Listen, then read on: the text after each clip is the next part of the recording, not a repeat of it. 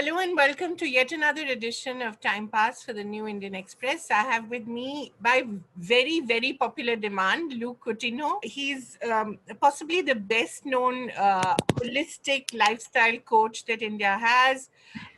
People go to him for all sorts of advice. I'm sure he's quite exhausted with the list of requests that he gets, but he's very good humored about it. And he's also led a thoroughly interesting life, which I think has got him to where he is currently. He's a graduate of IHM, he's been a DJ, he's worked with IBM, he's written books, he's advised some of the best known names there are. So welcome, Luke, and thank you so much. We know how much an hour of your time costs, so we're really grateful to have you here. Thank you. I'd like to start, of course, with the lockdown and the kind of impact that you've seen among your clients and among people around you, and what really is the solution. I've seen two kinds of impacts basically that the lockdown has had. Right. Okay, one is people with the right mindset are really utilizing this time to look after their health, to Right. learn new skills, to read books, plan different businesses because, most businesses right now can't function the right way. So there's a whole lot of people who are doing that, spending a lot more time with family, re-introspecting into their lives. Right. And then there's a whole lot of people who are just looking at it so negatively, like they're just waiting for lockdown to end and they're dependent on it ending for their lives to improve in some way. So you see Right. the same kind of people, same problem, but two completely different mindsets. Yeah. So there are two different behaviors that we're seeing over here. Now, the future, none of us know. None of us know what we have in the future. Even if there's no lockdown, we're not in control of the future. We think we are, but Yeah. we're not in control. So the best thing that people can do at this point is be patient. Okay, Yeah. if we focus on the negative, our life is going to spiral into negativity. We Right. know there is a problem, but it should motivate us to actually start looking at what we already have in our life and what we can do going forward, because everyone's been dealt the same hand. Yeah. Everyone. No matter who you are, where you are, what our designations are, where we live, we all have been dealt the same hand. So I think the attitude and mindset plays a major role in how people are going to come out of this lockdown.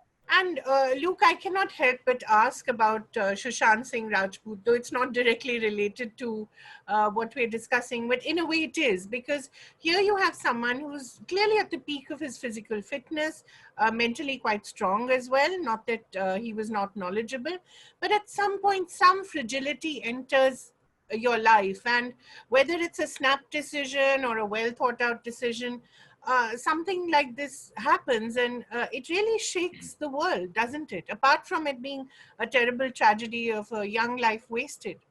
Absolutely. It is a terrible tragedy. My heart goes out to his family, his fans, everyone. It is sad. The human mind is it's a very, very delicate thing. It can destroy us, it can Yeah. create us, it can build, it can go any way. But I think the call out message is, there are hundreds and thousands of not just young adults, but even children who are stuck into depression, and it takes away their lives. The amount of suicides are huge. Right. We got media to show us, a few cases where it's really, real, but the story is beyond that. There are young students in the 9th standard and 10th standard who commit suicide because they don't know the marks that they're going to get. It's a Exactly. real problem. And, there's no one really to blame over here. What we have to look at is the world that we've created for ourselves. Human beings have challenged the laws of nature. The same mind, the same brain, the same body thinks it can consume more and more and more and more. And what we're living in right now, most of us, is just a trap of a virtual world, Right. which promises us everything, but yet people are so empty. Yeah. So I always give people the example of look around at our times, compare it with our parents and our grandparents. We have so much more. Yeah. Technology, comforts, money, wealth, food, restaurants, entertainment, everything. But we're way unhappier, way more depressed, way more sadder than that.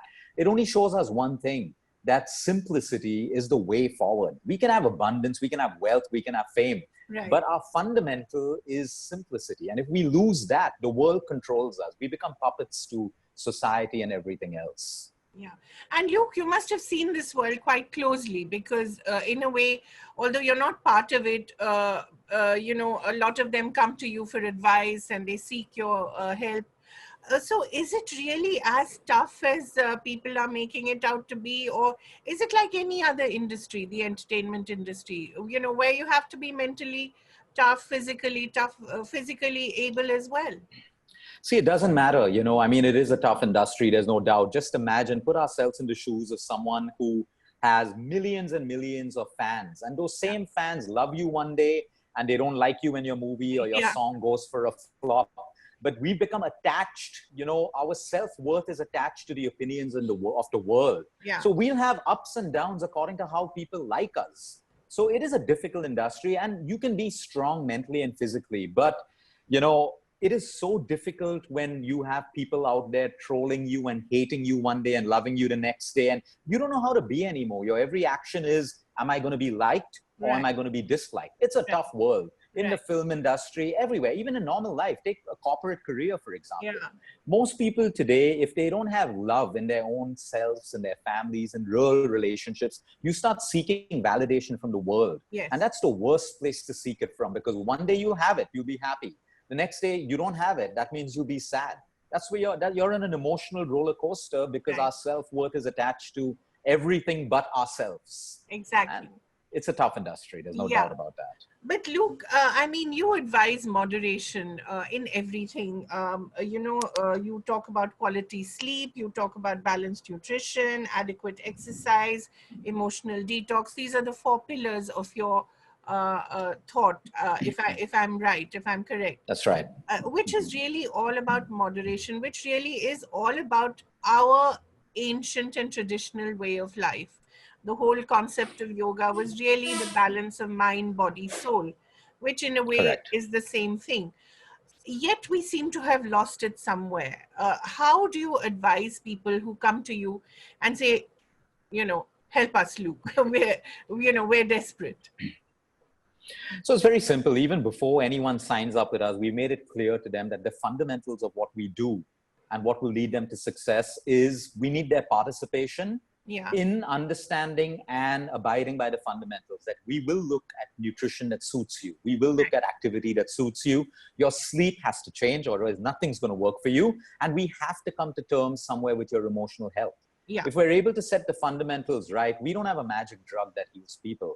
All of our cancer patients in remission, we don't have a drug. We don't have a magic food. They've changed their lifestyles. They've harnessed the own intelligence of their immune system. And that is what has healed them. I don't heal anyone. My team doesn't heal anyone. We enable them to, harness the own energy of their bodies, which is their immune system. So those are the fundamentals. And if people can align themselves to that, recovery, prevention, everything becomes way easier. And of course, there's destiny, which is not within our control. But over and above destiny, everything else is within our control. Our bodies are built to fight the most severe viruses and diseases, but we've not enabled it, or we've abused it that it cannot enable itself. So when people come to you during this virus in particular, because suddenly now people have realized immunity is the best drug, prevention is the best cure, which is something that we knew all along, but forgot it somewhere along the way. So when people come to you and say, Doc, I'm sure they call you Doc, whether you are not, but they come to you and say, help me build my immunity. So what would you advise a person? I'll give you a couple of examples. Someone who comes to you saying, I want to build my immunity. I have 3 months. Okay. Another comes to you and says, I want to lose, say, 20 kilos. I have 3 months or 6 months. And someone who says, I can't sleep, which is a lot of people, insomnia, I think, is a really general condition. So suppose you have 3 different cases. What would you advise them? I know this is possibly, what you do for a fee, but no, that's fine. That's absolutely fine. I talk about this free on social media. I don't hide any information at all. It's me sharing information that has built my whole business. Because you know what people pay us for? Motivation. Everyone knows what they should do. They just don't do it. They just don't do it. All the information is on the internet. We've put everything out there. But most people don't do it. And some people genuinely need help because of the complication of the problem. So very simple. Someone who has a problem sleeping. Yeah. First, they should be willing to change their lifestyle. Most people can't sleep because they've abused the circadian rhythm. They sleep at different timings every day. The body Right. has a clock. If you don't follow the clock, it's not going to support you. Then Yeah. if they're willing to eat their dinners a little bit earlier, if they're willing to have some amount of physical activity, so the body goes through some amount of fatigue. So then Right. it gets tired and it falls asleep. Then some changes in their diets. A lot of people who eat sugar just before bedtime, sugar breaks down into energy. How will you sleep? Yeah. So it's really minor lifestyle changes. Some people are on heavy medications and they go through severe stress. And because their mind can't stop thinking, they Right. can't sleep. So then we put them through meditation. We put them through, sometimes if it's very deeply rooted and they need counseling, we put them onto professional counselors. Because if you don't attack the root cause of the problem, you're never going to get better. You know, Yeah. there's always a pill to take care as a shortcut of what the Right. root cause is, which Right. has its own side effects. That's number one. Someone wants to lose weight in 3 months. We tell them you can start losing weight in a week, but are you willing to do what it takes? Right. Baby steps. Okay. First, your nutrition, not what the world is doing, what will suit you. Are you overeating? Are you chewing your food the right way? Are you eating at different timings every day? Okay. What kind of food are you eating? Are you imitating some fad diet out there, which doesn't even suit you, that's crippling your metabolism? So we break down nutrition, then we put them through activity. It could be as simple as yoga and walking. Most of our patients lose weight with just a combination of yoga and walking. Of course, you want a gym. They're not bad things, but we want you to do the basics, create blood circulation, sleep. I tell them upfront, if you're not willing to improve your sleep, you will not lose your weight. It's not about food. It's not about exercise. It's about your sleep, number one. So once they're in agreement to lose sleep, we put them through the normal protocol of sleep hygiene. And then there's emotional wellness, because the science is still, if your stress levels are chronically high, you have high cortisol. When you have high cortisol, your body stores fat. Simple. So we explain, our programs are very educative. We don't just give someone a diet plan. They don't work. We teach them. We teach them to understand themselves. So when we show them that, hey, you got a week, right, of sleeping well, you know, doing your meditation, and guess what? You lost weight, you lost fat. And then they're motivated. They say, wow, I did this and it worked for me. And then they do it, and we handhold them until it becomes a lifestyle.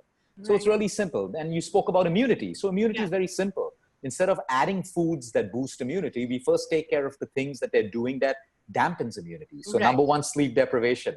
You can be the healthiest person eating organic food, exercising every day, but if you're not sleeping sufficient, your immune system is going to crash. Number two is stress.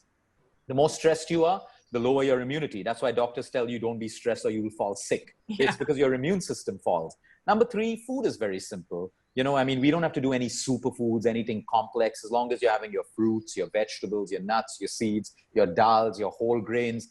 More important than that is sugar. The more sugar you have, your immune system starts falling. So you see, it's really simple things. Immunity is not complicated. It's complicated when people come with cancers and different diseases. Then you got to really balance it and get really right down to vitamins and minerals and deficiencies. But for most people, by just correcting their lifestyle, they start to boost their immune system. So it's really that simple. I read somewhere that you are a great believer in khichdi, which is, I think, terrific. Talk a little about really the basic things that we used to eat as children, and we forgot that along the way somewhere, and got addicted to a certain different kind of food. But if we really go back to what our mothers cooked for us, we'll be fine. Absolutely. Absolutely. And it's the media that has made us believe, because today, if I need to sell you a protein, how am I going to sell you a protein? I'm going to show you a really nice physique or a nice size zero figure, in a gym with a jar of protein. So your mind will connect great body, workout, and protein. So now your neural pathways build up an image in your mind showing you that protein is required for this great body.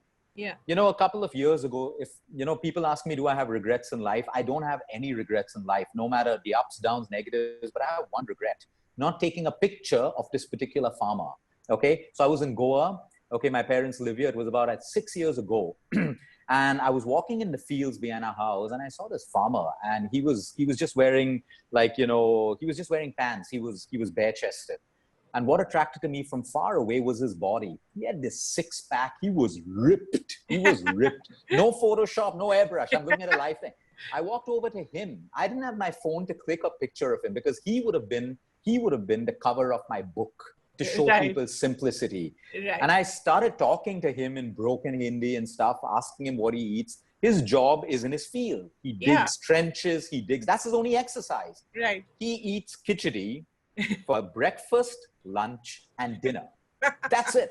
Yeah. No protein shakes, no superfoods, nothing. And I was like, look at this. So he has a lot of activity, intensive Right. activity, but he's eating khichdi, which itself is a complete protein. And from that day, I realized how social media and magazines confuse us in thinking that we need complication for a great body.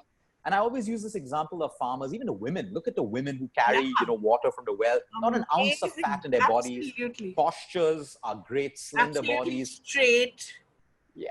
So that's the truth right there. And that's what I'm trying to share with the world that, these foods don't make us fat. Now, if you start eating khichdi and you're sedentary, Yeah. obviously you're going to put on weight. So it's all of it. Everything is balanced. We can't demonize, people will say, oh, khichdi is high carb. Yeah, it is a carb, but if you're working out, which you're supposed to do, you're going to utilize that energy that the carb breaks down into, but it's still a wholesome, great food. Right. Luke, you're a great supporter of the farmers, and which is very key right now because, when we talk about our farmers in distress, part of the problem is that we have tended to ignore their produce. So, we've tended to sort of disregard their contribution. But you're a great believer in the Indian farmer and not just his way of life, but his produce. Talk a little about how the wellness market can harness the Indian farmer's strengths and really take this whole idea of Atmanirbharta and Made in India that we hear about, take it Right. to the next level. Okay, great. So for me in integrative medicine, we use food as medicine. So Yeah, for me, the most important people are the farmers, not the pharmaceuticals. They're exactly. great. Yeah, But for me, I need food. I need proper food if I'm going to heal people. I can't use sprayed vegetables and sprayed fruits. And right, the farmers, they are the people who provide us what we eat every single day. It's entirely not our fault, like you said. It is the fault of the middleman. The right, middleman has come and ruined the farmers. They take their produce, it reaches us. But when someone starts spraying and finding cheap ways to give us synthetic and hybrid foods which are cheaper, the middlemen ignore the farmers, so we don't get their produce. I right. think most of us would love to consume food straight from the farmers if Oh, we yeah, had the channels to reach us. And right, that's what we're doing. We are working to set up a sustainable food chain. We want the middleman out.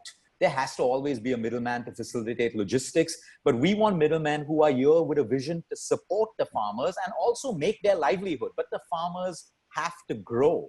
They right, have to get wealthier and wealthier so that they're motivated to grow more and more.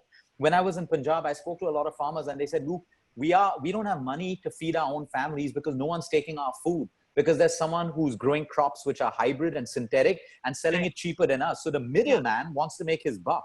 So I think it's a joint effort of everyone, and we're trying to create a platform where we are connecting farmers. In fact, the farmers are involved in this. Right now, I'm backed by a couple of hundreds of farmers who are telling us, Luke, this is the platform we need. If we have this platform where we can upload our own produce and people can buy it directly from us, and we're currently working on that platform. We have a lot of people who are aligned to this. So if a farmer tomorrow in Punjab can wake up, he has an app and backend, he can upload his own produce and someone can directly buy it. That's how the farmers are going to grow. So we've involved the farmers in this process. We've asked them, tell us what you want. And we will build that into a multilingual, whatever it is. But the middleman should now become the app. So the right. money comes directly, it goes from the farmer to the consumer, consumer to the farmer. And it is possible. It is possible. The world is changing. People don't mind spending a little more money to get real food because the high synthetic food is making us sick. So you either spend that money on poor food and hospital bills, or you start eating the right way and hopefully reduce your hospital expenses. I think soon you'll be called Sardar Luke Coutinho Singh. I just want to be Luke. That's all. You'll be an honorary Sikh in Punjab. I think they'd be very grateful for help such as this. Also, cropping patterns, what they grow, all that has really undergone a huge change because of the market. Do you have to Absolutely. change some of that? Do you have to work with them to do that? Yeah, we have to change our consumerism, how Right. we consume. Like, today people want crops that don't grow in the season to be provided throughout. Yeah, People have to just learn to eat as per the season and exactly. locally. There's Yeah, so much of variety, but most people are spoiled for variety. They want it. So yeah, there's always someone to give the consumers what they yeah. want and make money out of it. There's nothing wrong in that. So consumerism has to change. And believe me, most of our health problems can be reduced if we start eating what grows as per the season. It is beautiful. Those are the right foods to maintain our body temperature, our immune system. It's just beautiful if we follow the cycle of nature. But that's where consumers are spoiled, because we believe we're entitled to variety. We're entitled to everything throughout the year. So there's a market that comes us and supports us and puts the farmers completely on the back burner. So I think as we educate people to change consumerism and habits, this is going to change as well. So, what is it that you would tell people to eat in summers, in monsoon, and in winters? Basic food groups like vegetables and fruit. So it's simple. Like right now, let me talk about Maharashtra, Goa, this area, right? Yeah. Cucumbers are growing, cauliflower, Right. cabbage, a few legumes, spinach is coming out, Right. beetroots, carrots, cucumbers, lemons, onions, potatoes, the normal stuff. The Right. mango season has ended. Right. The mangoes grew in summer because it's a cooling fruit. It's rich in vitamin C to prepare our immunity for the monsoons. Now in winter, we'll have a different set of crops that come up. Our more pulses will come in. Jaggery will start happening because that's a warming food. Yeah. So you see, we're now working with farmers to publish what grows locally. So that becomes our go-to list. So in fact, that's a good idea. I'll share it today. Our farmers just got back to us with a list with what is growing locally right now. And believe me, there is so much to choose from. Right. So much to choose from. And if we just eat that, we're supporting our farmers and we're getting healthier. So we're going to be publishing these lists every season that this is what grows locally. Absolutely. So suddenly someone comes and says, hey, I have strawberries to sell. You'll know that, hey, this doesn't grow. It's hybrid. I shouldn't be eating this right now. So we're going to be educating people like that, on what grows locally and what grows seasonally. So what are the fruits that one should be eating right now? So right now, watermelon is happening. Pomegranates are happening. Pomegranates will happen. All the citrus fruits. Look at the beauty of that. Citrus fruits are rich in vitamin C. During the monsoons, we need more immunity. Yeah. So now we'll see oranges start to happen, and all of these fruits will come in right now locally. Pineapples as well. So local fruits is the way to go. Right. So whenever you go to your vegetable or fruit seller, just make sure that you say what is grown here. Where did you get it from? So if it's from too far off a place, the carbon footprint as we call it, then make sure that you don't buy it. Yeah, we shouldn't support it completely. But for example, I know kiwis don't grow in our country. Right. Kiwis don't grow in our country. Avocados, for instance. No, avocados now grow. They actually grow. Okay. They grow in China and the South. So yes, that's a great crop. But then we should buy avocados that grow in India. We're waiting for avocados to come from Mexico and different places and stuff like that. They're treated for sure. Yeah. I was giving you an example of kiwis. Now, kiwis are not local to us, but I wouldn't shun it. For certain patients, where they have a DNA problem, like cancers, patients going through radiation, kiwis are known to have a DNA repairing ability. So I would use it for them. Right. So, it's nice to have a mixed market, but primarily I wouldn't want 90% of my diet to be local. And if I need to use something specifically, it can play a role, but we should still try to live locally. Luke, let's talk a little about vegetarianism, a big issue, especially during this pandemic. There was suddenly the scare, let's just cut out all the, meats from our diet because, this is what it gets you, a pandemic. So let's talk a little about that. What is your take on going vegetarian? See, I always look at data. Today, when I look at the data of all my cancer patients, because, we categorize that as a deadly disease to everyone who's diabetic, I still have data. I still need data to show me whether vegetarians are healthier than non-vegetarians, vegans are healthier. We have no such data. I have sick vegans, I have sick vegetarians, and I have sick non-vegetarians. Oh, God. It is not about that. Of course, sometimes like a bypass patient or a patient with a blockage, I would want him to get onto a plant-based diet to reduce inflammation. Right. I would want certain cancer patients to consume organ meat because it helps them with their immune system. It's very different. It's from person to person. So there are too many extremes in our world right now. People fighting that vegetarianism. Show us the data. I have some of the unhealthiest people being vegans. Yeah. They are so deficient in, that doesn't mean veganism is wrong. Right. They are so deficient. They've done it the wrong way. They've not supplemented their diets the right way. And you would expect vegans to be like young and radiant and glowing, but most of them are old and haggard and, all of that stuff. So my point is not to bring that down. I could say the same thing for non-vegetarians as well. It comes down to your lifestyle, how you absorb food, what is right for you. If you grew up eating animal protein, it's part of your genes now. You know, you can still become vegetarian, but you need to transition very, very slowly. So I always say with intention. If you're becoming a vegan because all your friends are becoming a vegan, you don't have any logic or science to why you're doing it, don't do it. Live with intention. If you want to become a vegan because animal slaughter, or you feel it's going to be healthy, or it makes you feel light, do it. You want to be vegetarian because of, don't be a puppet. Don't be controlled because everyone's doing it. I should start doing it. It doesn't work. I have so many vegans who on the sly, they will eat, drink milk and things because then they say, oh, Luke, but I'm losing muscle mass. Then don't do it. Who asked you to do it? Keep it simple. Keep it simple. Like I said, there is still data to show us or make a claim which one is healthier. It all comes down to your lifestyle and your attitude and your mindset. I have meat eaters who have eaten meat all their life and they have better medical reports than some of the Jains out there who don't touch anything.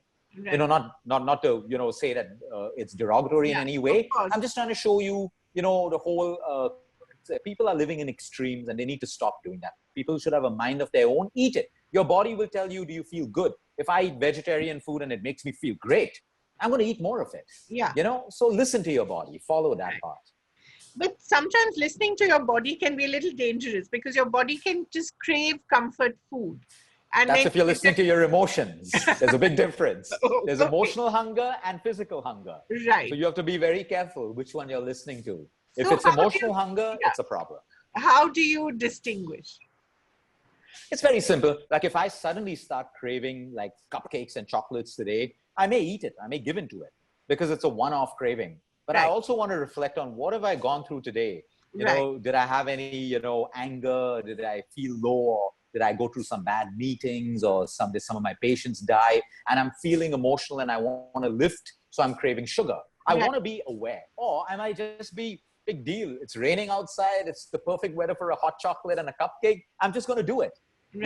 So that's when you listen to your body. But when I'm mindlessly living coffee after coffee, cupcake after cupcake, I'm not in control of my life. That's when it becomes a problem. That's when your emotional hunger and your emotional voids are controlling you and dictating your behavior. We got to be careful of that. Yeah, look, there's also so much talk about sleep, and we've almost become competitive about sleep. I sleep 2 hours, I sleep 3 hours, and I get so much more out of my day. It's become almost unhealthy, this obsession with sleeping less and doing more. How do you get out of that? And how do you convince people? We all know that we need to sleep at least 7 to 8 hours, but how do you convince people to do that? We all know we need to shut screens at least an hour before, all that, but what do you do? What do you tell people? See, unhealthy obsessions come from an unhealthy mindset and attitude. Right. There are a lot of people who think, because there are a lot of fake stories on social media where entrepreneurs have tried to show that their successes because they work so hard and they didn't sleep. All of that is bull crap. I know billionaires who have 5-hour working days and they're billionaires. So a lot of people, they make their success stories built on lies. And that's a very wrong message to youth and people around us. So a lot of youth think that, I should have 18-hour days in order to be successful. No, you got to be smart to be successful. You don't have to ruin your health. So my point when it comes to sleep, people need to understand, and it's not 7 to 8 hours. It is the quality of sleep. So some people can sleep for 5 hours, deep quality, wake up fresh. That sleep was good enough for them. Some people sleep for 9 hours and still wake up tired. Because they didn't have a good quality of sleep. So the point is the quality of sleep. And, like I said, if we follow the cycles of nature, which means we have clocks in us. If we listen to these clocks, which means go to sleep at the same time every day, at least 5 out of 7 days. Keep your weekend, do what you want. There's a clock. Your body has to work with a clock. The simple example I give people is tomorrow, if you wake up and I take away your watch, your phone, your clocks, everything, you can't see time. Your entire day is going to be chaotic. Now, just imagine that same thing happening in the body. If your clocks are not working, every function in your body is in chaos, right? From digestion to breathing to every single thing. So people have to understand that now the definition of success is wrong. Success means accumulation of wealth, fame, whatever it is, but without losing your health. Anyone can sacrifice their health to build wealth. Anyone can do that. I could be the person getting promoted because my boss sees me in office 18 hours. I do all the work. I suck up to him, all of that stuff. But at the end of the day, I have high blood pressure, diabetes, and half the money I'm earning is spent on my medical bills. The Right. definition of success is whatever you achieve without the compromise of your health. And at the end of the day, you should be able to say, I feel good. I feel happy. I feel happy. There are so many people with massive bank balances. They say, I'm empty. I don't know how to be happy. I have everything in the world. And this is emptiness. This is not fulfillment. So when it comes to sleep, everyone needs to understand it is a fundamental of human health. You cannot compromise it, period, no matter who did what. And there is, I always convince people with one piece of research by Dr. Matt Walker, who heads human sciences at the Berkeley University. He wrote a book called Why We Sleep. And he did his experiments, not on rats and mice, but on human beings. Right. And there's one statement there which says, sleep deprivation for even 1 to 2 to 3 nights can demolish your immune system by 60 to 70%. Wow. That alone has to motivate people that, listen, your immune system is demolished if you're sleep deprived. So you better get your sleep in place. No amount of garlic, broccoli, superfoods is going to help you if you don't get your sleep in place. So I think people need to grow up and understand that, you know, success is not dependent on doing more. Most of my billionaire clients, the successful people who have their health in place, they have very well organized days. They plan their days. Today we have 24 hours. And always remember, you, me, a billionaire, a millionaire, someone, you know, who's earning a couple of lakhs, all of us have 24 hours given to us. How is it that all of us utilize it differently? Right. But we all have 24 hours to make it successful. It's planning and organizing. Half the people out there who compromise sleep waste their time in a day. Unnecessary scrolling on social media, unnecessary meetings, unnecessary, you know, conversations, unnecessary screen time. But when you balance it, I have 24 hours in a day. I need 8 hours. I know I need 8 hours. So I have 16 hours. I plan my days according to 16 hours, not 8, not 24 hours, because 8 hours is for sleep. In 16 hours, I believe I can be 100% or 500% successful because I organize my time. So when you started off, you said, Luke, you're 1 hour. We know how expensive it is. It's not me who's expensive. It's my time. Right. It's my time that's expensive because I value every second and minute of the day because I have only 16 hours to do everything that I need to do. So it always comes down to planning and organizing. So do you plan your day in hour units or half-hour units? How do you do that? It depends because I give a patient anywhere between 20 to 30 minutes. Right. So based on that, how many patients I have, it'll either be 5 hours or 6 hours or 7 hours or 8 hours. Then if I have very less time to spend with my daughter, I decide on the quality because I can give her 15 minutes of quality time and she's happy, or I can give her 2 hours and we can just mindlessly play and all of that stuff and she's not happy. So it really depends on the quality time that you give. So for me, it's everything is time. Time is not money. It is money, but it is also life because that is the one commodity that we're never going to get back. So who I give my time to is, people may call me egoistic, but it is everything. Whoever's going to get my time, it's got to be, you know, it has to be useful and fruitful for me and for them. Right. So we talked a lot about sleep. We talked a lot about diet. Let's talk a little about exercise. You know, move more is your mantra. And I think it's really key. What is the kind of exercise that you advise people, largely speaking? I mean, we know that there'll be differences, but what is the basic exercise that everyone ought to do? Movement. I don't even call it exercise. I call it movement. Walking. Movement. When I look at data of about 10,000 plus people over a couple of years, and we look at the most successful weight loss, immunity, it comes down to walking being one of the best exercises. The next was walking coupled with yoga. And of course, there's gyms, dancing, running. See, whatever suits you. Like I said, movement. If you are sedentary, it's a big problem. So whether you dance, whether you walk up and down, you get 10,000 steps, as long as there's movement and your heart is able to beat, you know, at a higher pace than its normal pace, that is more than enough. But when I advise people on exercise, do something that you love, that you can keep doing. Don't get into some fancy program where you're motivated for a week and then you stop doing it. Exactly. You know, that's a big problem. And it happens a lot. You know, they just fall, they just get off the program, right? That's because they don't have a mind of their own. They're just imitating someone else or looking at someone's life and trying to copy them. When you have a mind of your own, your body will tell you, I enjoy a little bit of dance. So let me do dance on Monday. Let me do yoga on Tuesday. Let me do a 1 hour walk on Wednesday. And you build it beautifully into a system that you enjoy doing. So there's consistency and discipline. And let's talk a lot about emotional detox, which I think is so important. You know, just Absolutely. Just exercising our minds in the right way. How do you do that? Because uh, as we saw in the case of Sushant, you can have a brilliant mind and yet you can fall prey to all sorts of, shadows and, all sorts of anxieties. How do Right. you do that? So emotional detox starts inside. See, Yeah, all of us, we have a heart center. Our right. heart, okay, when we really go back to our younger days, a lot of us follow our heart. Yeah, We don't really follow our mind. We do right. what we feel like, Yeah, okay? Honestly, we have to couple that with logic and, everything yeah, else, analyzing.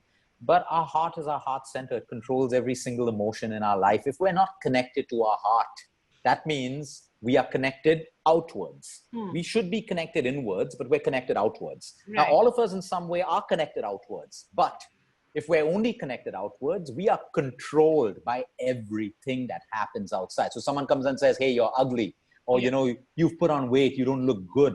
yeah, You're connected outwards. That yeah, person is what he said, he or she, the words are going to destroy you because yeah, you are not grounded inside. But if you're grounded inside, you'll feel hurt. You'll go through the emotions. We're human. But then you'll be like, who the hell is that person anyway? yeah, This is me. I'm happy the way I am. yeah, I'm happy. You reintrospect. You're connected. But if you're disconnected, then you are controlled by every emotion out there. That is why we tell people stay connected. It doesn't have to be meditation, although meditation is a beautiful tool to connect within. It could also be being, you live your life, you know yourself, you know yeah, what you really are, who you are. right. You're not wearing mask after mask. Today in society, I'll wear this mask. Tomorrow in front of my girlfriend, I'll wear this mask. In front of Right. my parents. You get so confused amongst the masks that you're wearing at some point that you Yeah, don't even know who you are. Most yeah, people who feel empty at some point in their life, they feel empty because finally the outside stimulation can no longer stimulate you. And yeah, you have to look within, but within there's nothing because you've never been connected. So yeah, you see, emotional detox it's a simple process. It means that we need to be aware of who we are, the negative and the positive. Like when I look down deep, I know I can't have an anger issue. I could be a very short-tempered person. I'm not ashamed of it, but I'm aware of an emotion that I need to work with. There's nothing wrong with that.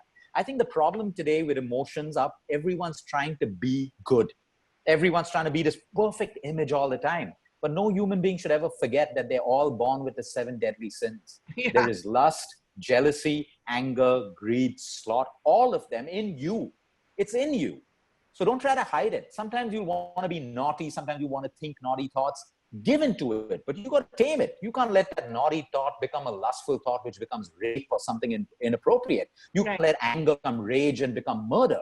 You have to be it, but you got to also accept that we are built with these imperfections or perfections, because a lot of people channel those imperfections into excellence.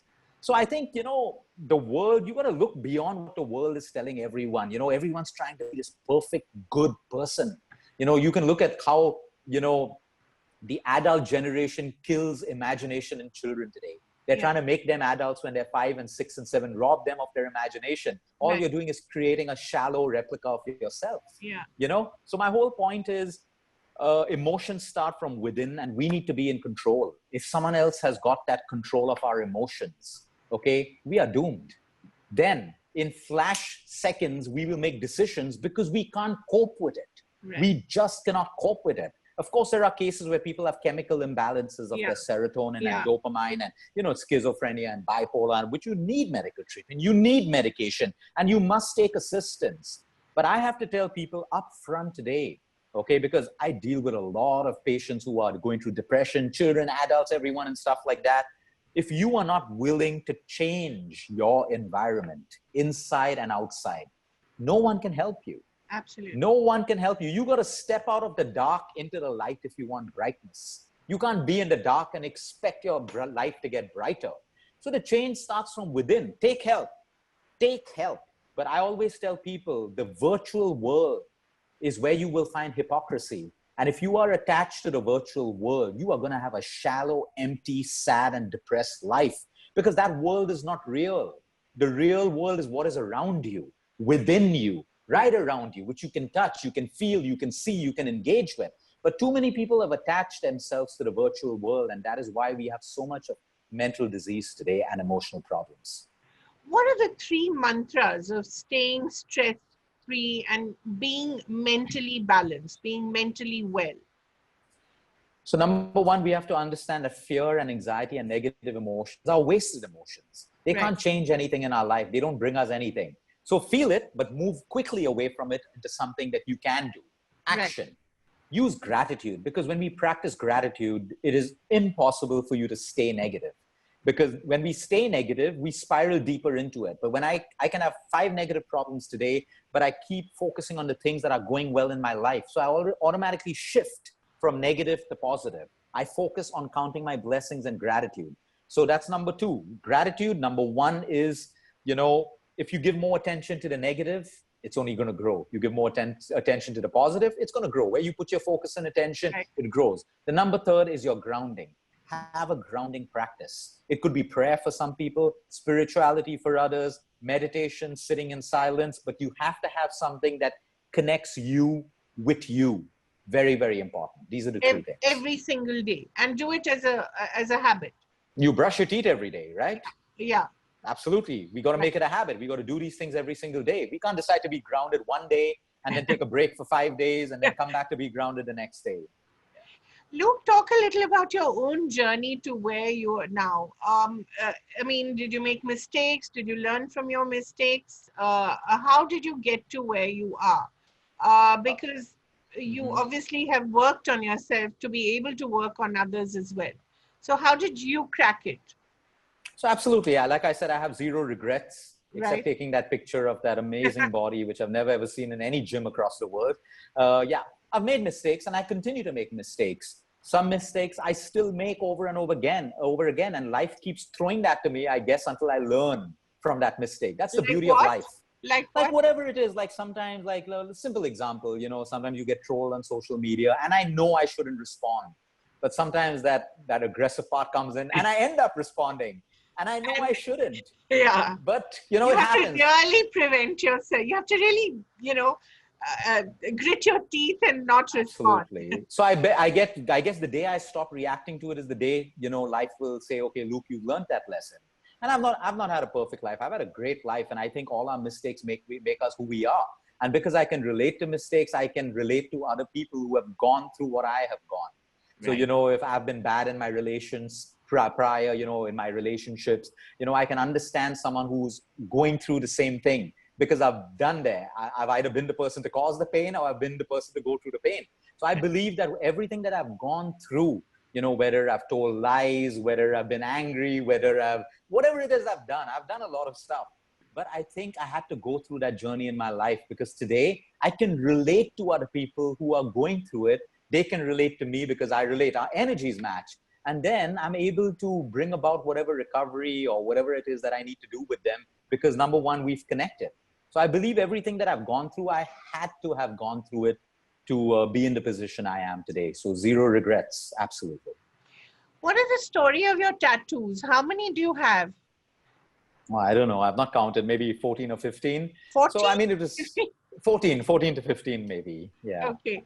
Why is that? yeah. Why do you have those tattoos? Is it to remember moments or to No, I'll be really honest. I mean, the time my dad said you can have a tattoo is only when you're on your own 2 feet, you have your own job, and you're living out of our house. That's the only time you're independent and you can make an adult decision to get a tattoo. So the moment I moved out, I got a tattoo done. I guess it was more of a rebellion thing. And I was into the whole DJ culture, the hippie culture. So I grew up with that phase and I got tattoos done. And, that's about it. It's as simple as that.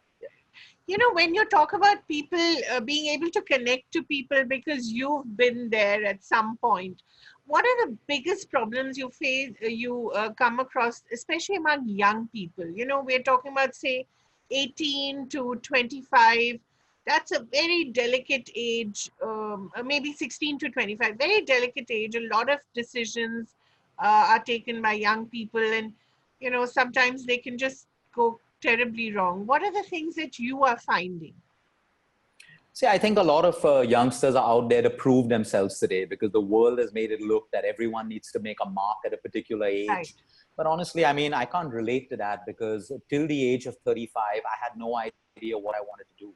I just flowed with life. I went from hotels to corporates to call centers to insurance. I just flowed with life. And I had to have gone through that journey to be who I am today. Right. And I really think that people need to take it easy, because I know so many people who have worn themselves out by 22, trying to make a mark from themselves and stuff like that. But my whole point is, you don't have to do all of that to be successful. You can, but not at the compromise of your health and your mental and emotional health. There are so many people who have started their careers late in life. You know, I'm an example as well. It worked for me. You don't have to do what I did, but it worked for me. You can use me as an example. At 35, I had clarity of vision that this is what my life calling is. And between 35 and now, I've had more growth than I would ever have in 10 to 15 years, even if I started at 20. Right. So, you know, everyone has a different life journey. And I think people need to take it easy and trust the process of life. It doesn't mean that you don't study. It doesn't mean that you don't do the things that you should. But I think we have to trust the process of life. It is always a guiding force that is guiding us. And if we're living with awareness and some amount of consciousness, and we follow that guiding hand, it leads us to our life calling. But if we're following opinions of people, and today someone's telling you to do this, and tomorrow you realize that, oh, there's more money in being a hedge fund manager, let me become a hedge fund manager. We're just responding to things which are not real. They can guide us, but everyone has a force that guides them to where they are. If I had to ask you the same question, like what's brought you your success, and you really reflect on it, you'll realize that there is an energy that's always guided you, and you may be conscious of it or unconscious of it. So I think people should trust the process of life, and we should stop. The generation wants to please everyone. Right. Stop trying to please people. It gets you nothing. Right. You should be so fulfilled that you don't have to validate yourself, and you don't have to win pleasing people. Right. You know, people are so dependent on who likes their posts, which party they got invited to, which, you know, that defines them. Yeah. Don't ever let that define you. I was always a rebel in that way. I never let these things define me. I didn't give a crap about parties, dressing, whatever it is, because that doesn't define me. What defines me is how I feel at the end of the day. And if I have to dress up to make someone happy, I don't want to be with that person. It's as simple as that. So I want people to have a mind of their own, to realize that real growth, at the end of the day, you should feel fulfilled. At the same time, you may like partying, you might like going out to people, do it. But if at the end of the day, you feel empty and not fulfilled, that is your wrong path. If you feel fulfilled, go ahead. Maybe that's your path. You love socializing, you love parties, you like dressing up, but you should feel fulfilled at the end of the day. What about drug use, Luke? Are you seeing a lot more drug use than, there was when you were younger? See, drugs have always been there, okay? But today it is way more than before. And forget about the teenagers. The same teenagers who are in it, you got to look at their parents' lives. A lot of their parents are also doing it. Today, it's become a very annoying kind of a thing, especially in cosmopolitan cities where young adults who are running companies, they have families, all of that stuff, they're taking to MDMA and acid and all of these things. You finish that phase of your life, but they're so unhappy themselves. They think they need a drug to complete them. It's starting from the top and it's leading down to teenagers. Teenagers know everything that the adults do. It's as simple as that. And of course, adults are using it because they're emotionally unstable. Right. So drug makes you feel better. That's why you do it. And then teenagers want conformity. I mean, all of us, I experimented with almost every possible drug when I was a teenager. But my parents' upbringing was very, very clear. Experiment if you want, but never let it become your life, period. That was drilled into our heads. Right. No regrets. But the people who are weak get addicted to it. The people who use drugs to define themselves. Yeah. So if I'm like the cool kid on campus and everyone, suddenly I'm getting attention because people say, hey, Luke, Luke's the guy. He'll give you the best drugs. It becomes my identity. So I continue to do it.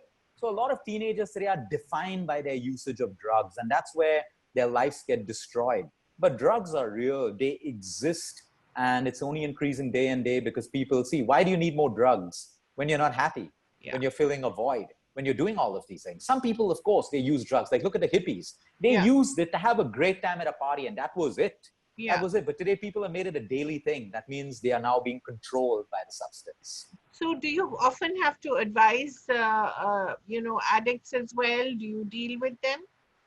Absolutely, we do, but only to a certain level. If I feel that the addiction has grown too strong, they need to take professional counseling. A lot of them have to go into rehab. So then we put them on to the experts and the right teams. Right. So, Luke, if I were to ask you, what are the 3 biggest problems that we're facing currently as a society? what would you say they are? And, I know you don't have the solutions to everything, but what would you say are the solutions? So the first problem in society today is unhappiness. Right. We may think it's not possible because there are only happy pictures of people at parties and on Facebook, but believe me, that is a depressingly fake world. The unhappiness every second, when I look at all my data, most people are first sick because they're unhappy, lonely, and they have no love and appreciation in their life. Right. That's the first problem we have. Second is the abuse of lifestyle. Right. The abuse of sleep. I can't tell you how many patients just start feeling better the moment they start correcting their sleep cycle. So yes, sleep. And 3 is the overconsumption of junk food, the overconsumption of restaurant food, the overconsumption of sugar. These are the 3 biggest problems we have right now. And what would you advise? Like I said, unhappiness can only be sorted by the person themselves. They got to start making the right decisions. They have to start facing their feelings head on. No one likes to face their own feelings and their own emptiness because everyone likes, like I said, wants to feel good all the time and they want to think that nothing's wrong with them. 2 for sleep, pure discipline. 3, junk food, pure discipline again. So if you ask me, in a crux, the prescription is self-discipline and consistency. You can achieve any goal in life if you are able to add self-discipline and you are able to add consistency. So for unhappy people, for 10 days, if they start to meditate, reevaluate their life, see which of their own parts of society make them feel whatever, and they do this exercise consistently, they'll feel better, they'll make it a lifestyle, and they'll make it a habit. The same thing with junk food. Have it once in a way, have it once a week, twice a week. But what about the other days? You've got to be disciplined to give your body what it needs. And when it comes to sleep, like I said, the most successful people, the most busy people, they can still watch TV and Netflix, and they can still get a good night of sleep. It comes down to organizing and planning their time. And I love the way that you don't call it a cheat meal. You call it a treat. I call it a reward meal. A reward. Yeah, because cheat is a negative word. The moment we cheat, we feel guilty, right? Yeah. Why do you need guilt? So we should reward ourselves. I will eat this chocolate cake because I deserve it. Right. I deserve it. And my body will handle it the right way. And I worked out and I've eaten well. So it's a reward. It's not cheat. It's not a cheat meal. I'm going to tell my son that because he keeps talking to me about cheat meals. And the other thing, Luke, I wanted to ask you about intermittent fasting. It's one of those things that you hear a lot about currently. It's, I think, one of those keto diet kind of fads. But it's important, is it? So intermittent fasting is not a fad at all. It is a way of living. People have made it into a fad. Yeah. Everyone's put themselves into a 16-8. And everyone's, I'm a 16-8, and I ask them, why not 15? Why not 17? And they have no answer. So, people love that they make things fads because they feel important. It gives them some amount of attention. Fasting is needed for the human body and everyone's done it. Go back into the olden days. We finished dinner at sunset and we ate only after sunrise. So we anyway fasted for 12 to 13 hours. 12 to 13 so there's nothing new. Yeah. It is therapeutic for the human body. It's just that people have made it a fad. To make it simple, people are fasting but having 3 to 4 cups of coffee. That's not fasting. Don't do it. You're ruining your system. Right. So people just make anything into a fad. But if you have your early dinners, you wake up, say your prayers, finish your morning rituals, you've already got a good 12 to 14 hours of fasting. That is more than enough for most people. Luke, do people ask you what exact time should I have dinner? Tell me, should I have it at 6, 6:30, 7? What do you tell them? I just tell them to have it as early as possible and as close to sunset as possible. And then not eat for 10 to 12 hours, obviously. Yeah. You don't need to. When you start eating earlier dinners and your body gets into a cycle within 3 to 4 days, you will not feel like eating late meals anymore at all. So Luke, your prescription for a good life in just one line, because ultimately we're all looking for a good life. It's honestly just keep it simple. If you give me one line only, it's keep it simple. Life is simple. At the end of the day, when you sit down and strip off everything, it comes down to simplicity. You can have $1 billion, $1 million, but whether you're on a yacht or you're just sitting on a beach on a beautiful island, it is the same experience. It's how you make out of it. You feel. It's how you feel at the end of the day. It's all great. I do want to make a lot of money. I do want certain abundance in my life because I have certain dreams. Yeah. But I don't ever want to reach a point where it controls me and it defines what happiness is. It's as simple as that. You can enjoy a sunset from the Maldives. You can enjoy a sunset from a beautiful beach in Goa. it's still the same sun, it's still the same sunset, you're still the same person, right? I would say just live life simply. Right. And Luke, what is your future? What's the next thing that you want to do with your work or your life? I think I'm doing everything that I am supposed to be doing right now. The food system in India, the food chain in India, Right. and I think my So life you're calling working with is the farmers. absolutely. Then my priority is my patients, everyone who comes to me. They're my priority, and of course, educating people through social media, which I do every single day. This is my life calling, and I don't see I need to do everything different right now. It keeps me motivated. I'm passionate about it. I feel good at the end of the day. So there's nothing really, I'm living my dream right now. So there's nothing that I need to change. Except don't hit the Twitter button when somebody trolls you. No, Stop. but I'll be Stop honest right with there. you. I don't think I'm going to learn that lesson soon because you know what? Sometimes you got to give it back and it just makes you feel happy. It just makes you feel happy. I mean, you get such stupid people and sometimes, I feel bad if I'm not given back to them. I feel bad. So sometimes I'm going to defy those rules and give back, because I'm not here to build an audience on social media. I'm here for the right audience. I think if I was an influencer, I would have followed the social media etiquette. Like, Right. don't do this, don't do that. But I'm very clear. I'm not here for numbers. I'm here for people to learn. So the wrong people don't have to be there. So once in a way, I like to give it back because, you have that witty, that sarcastic Yeah. answer and you want to just give it out, it's like that. So I think I will do that a couple of times until life, really matures me not to do that anymore. So that's your sugar rush. Yeah, for sure. Yeah. For sure. Thank you so much, Luke, for being so honest and being so wonderful and giving us so much advice. And I hope we can use it well as well. Thank Thank you you so very much. much. Thank Appreciate you. your time. Thank All you. the best.